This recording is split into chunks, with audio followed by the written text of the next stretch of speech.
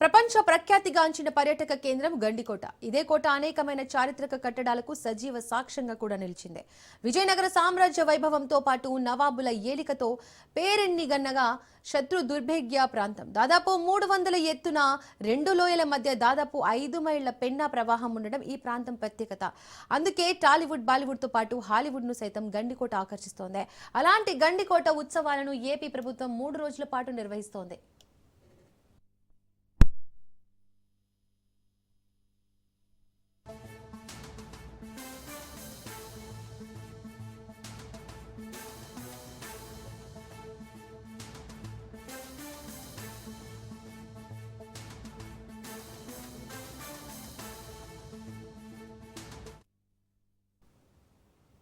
ఎత్తైన 2 కొండలను గండికోటతో లోయ మధ్య పవిత్ర పెన్నమ్మ ప్రవహించే అరుదైన ప్రాంతం గండికోట.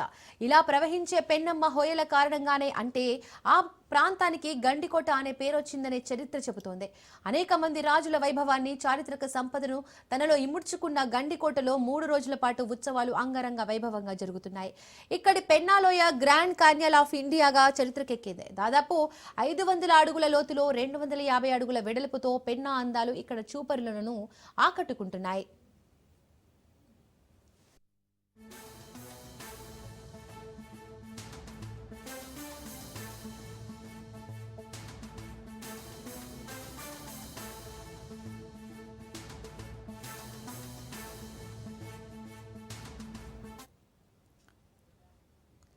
అలాగే ఇక్కడి రంగనాయక స్వామి ఆలయం అత్యంత పురాతనమైనదిగా దర్శనమిస్తోంది. క్రీస్తు శక 1557 నాటి శాసనాల ప్రకారం ఈ ఆలయాన్ని విజయనగర రాజులు నిర్మించారు. ఎత్తైన గోపుర ముఖద్వారంతో ఉన్న ఈ ఆలయ శిల్ప సంపద ఆనాటి రాజుల కళాభివృద్ధికి నిదర్శనంగా కనిపిస్తోంది. అలాగే ఇక్కడి మరో ఆలయమైన మాధవరాయ స్వామి వారు భక్తుల ఇలవేల్పుగా ప్రసిద్ధి చెందాడు. ఎత్తైన గాలి గోపురం, ఇతర శిల్ప సంపద ప్రకారం ఈ ఆలయం సైతం 16వ శతాబ్దంలో విజయనగర రాజులే నిర్మించారు. అదేవిధంగా నవాబుల పాలనలో మీర్ జమ్లా హయాంలో నిర్మించిన జమా మసీద్ 3 ముఖద్వారాలతో అందంగా తీర్చిదిద్దబడి ఉంటుంది. ఒకేసారి 300 మంది ప్రార్థనలు చేసుకునేందుకు వీలుగా ఇక్కడి నిర్మాణం ఉండడం విశేషం. ఈ మసీదు నిర్మాణం లోపల 64, వెలుపల 32 గదులుంటాయి.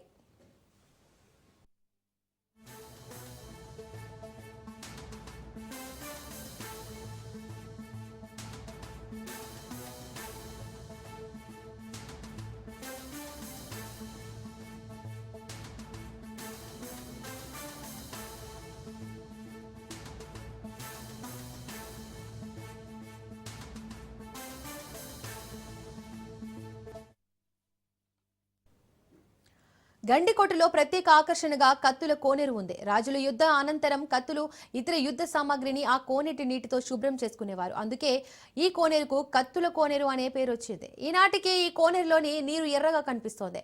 ఇక మరో చారిత్రాత్మక కట్టడం బందీఖానా. ఆనాటి కాలంలో ఎవరైనా నేరాలకు పాల్పడితే కఠిన శిక్షలకు వేదికగా ఈ బందీఖానా నిర్మాణం జరిగిందని చరిత్ర చెబుతోంది.